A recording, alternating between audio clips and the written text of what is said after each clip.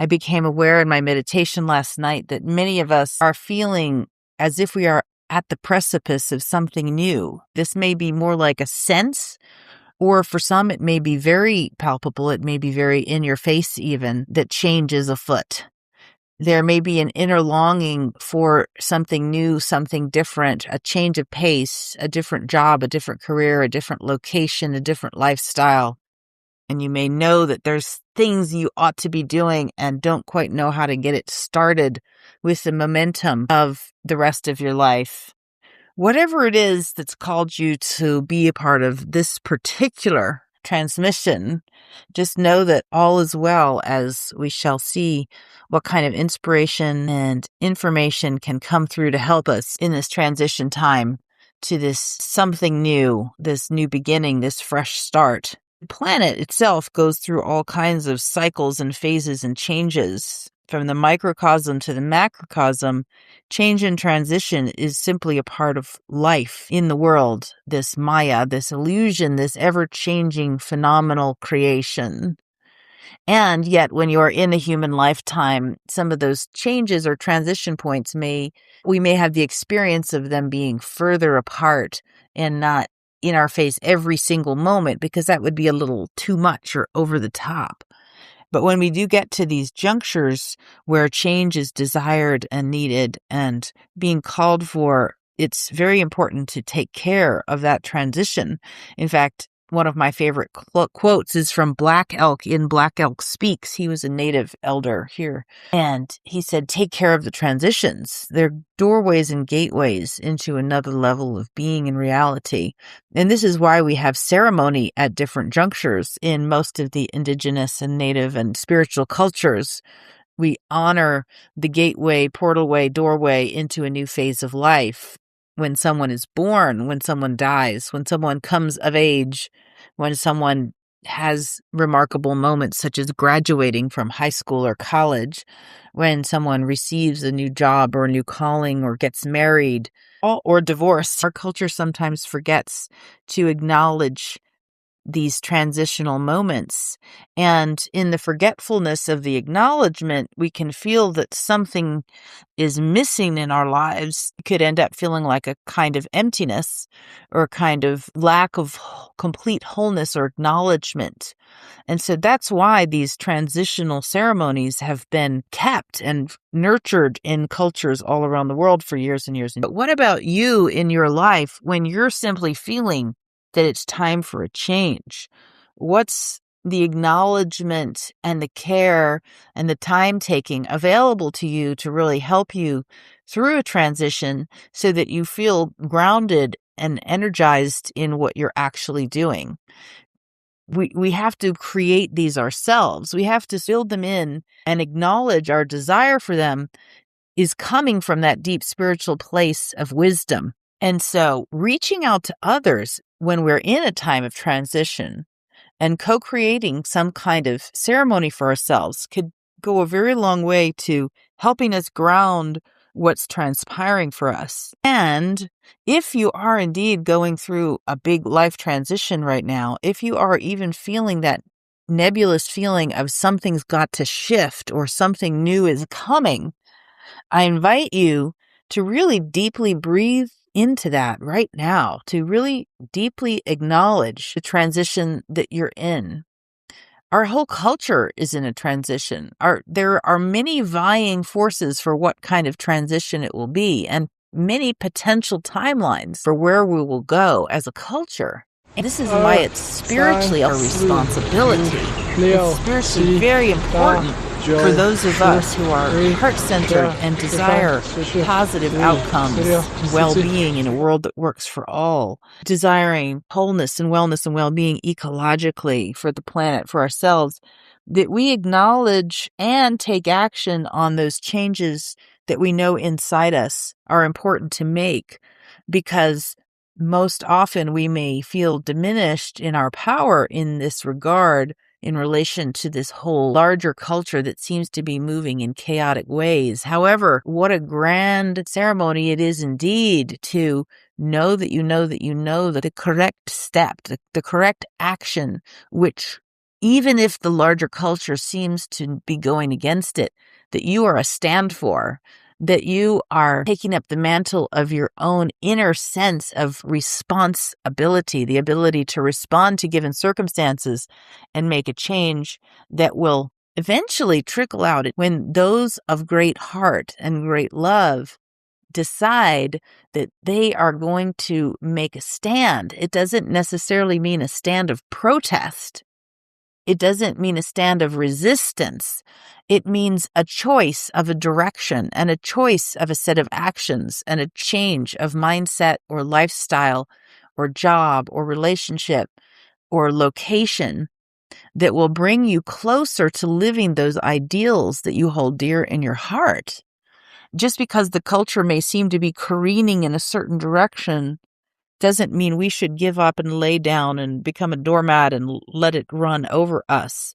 In fact, this is the time to become bold and aware of the beautiful nature of impermanence and ongoing change, which can let us let go of worry and fear for the self, the little self, and move into a state of bravery, which allows us to live our purpose, to do what we may call the right thing.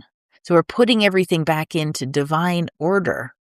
We're putting our lives in divine order when we make a stand and make a decision to change. The decision to change may feel hard or difficult at some times, but this is mostly because of the momentum in the other direction. And so without blame, shame, guilt, judgment, or fear, we simply become aware. We become willing to notice what the habits are and how they need to shift in order to help us be able to make further changes. These little subtle things that we're grappling with as individuals may have quite a bit more significance than we realize as we go to make choices and to decide that we're going to push through the gauntlet of old conditioning to get to that new place. Now, part of what happens when we begin contemplating these things, for some of us, is a feeling of stuckness or lassitude or even depression, because the way that we have conducted our thinking around these topics may be such that we feel as if we're trapped, or we feel as if we can't make a change, or that making change is difficult. We may have convinced ourselves that we're stuck in a certain place for a certain time for certain reasons, financial or otherwise, lifestyle or otherwise. And yet, we have to remember that all of those beliefs were constructed by us picking them up and then repeating them, taking them on, or making them up ourselves.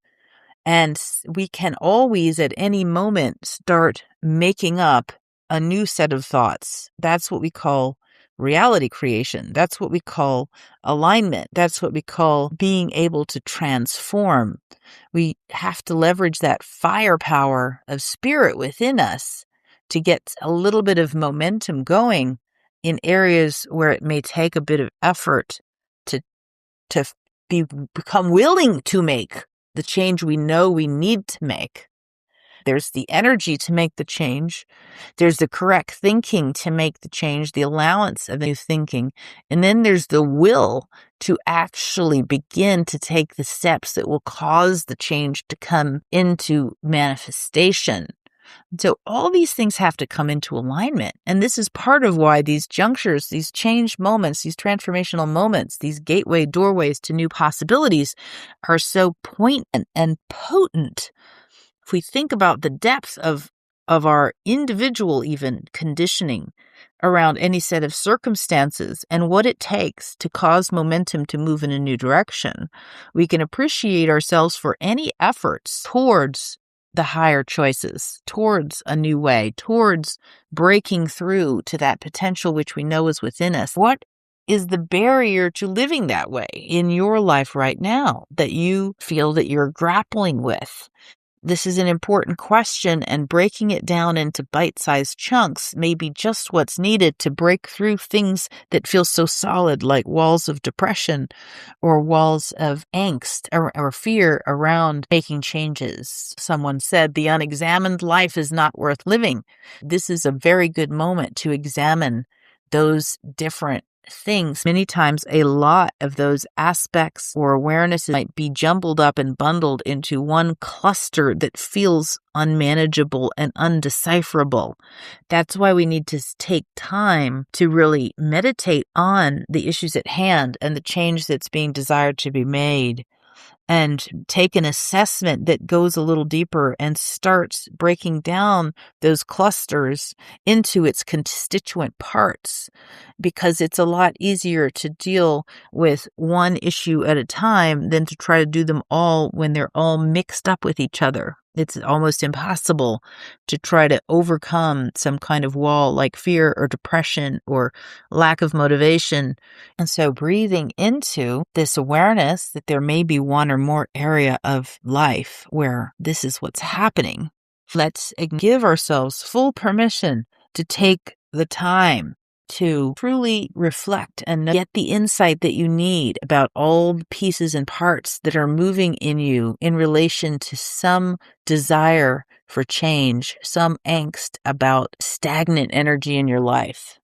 What if you gave yourself 3 hours? What if you gave yourself 15 minutes? What can you set aside to do the work of reflecting on these things? So facing these things and acknowledging them is the first step. We don't have to immediately know it and make the change in that one very second. The little changes that we make are going to open and pave the way to the bigger changes that are tapping us on the shoulder right now.